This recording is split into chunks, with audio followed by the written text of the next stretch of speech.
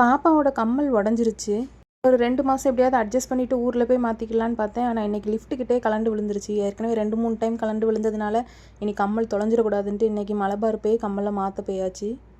உடஞ்ச கம்மல் 1 கிராம் கிட்ட இருந்துச்சு. அதை குறைக்கி போட்டுட்டு தான் எடுத்தோம். நான் ரிங்கு தான் போட்டிருப்பேன் சின்னதாக. அதே மாதிரி பாப்பாவுக்கு எடுத்து போடலான்னு பார்த்தேன். அவங்க அப்பாவுக்கு அந்த ரிங் மாடல் எதுவுமே பிடிக்கல.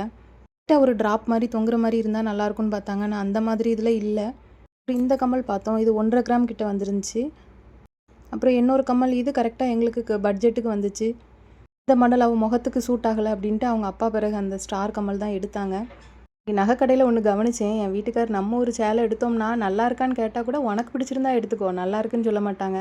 ஆனால் இன்றைக்கி பொண்ணுக்குன்னு உடனே எத்தனை கம்மல் போடுறாரு, கலத்துறாரு, வைக்கிறாரு.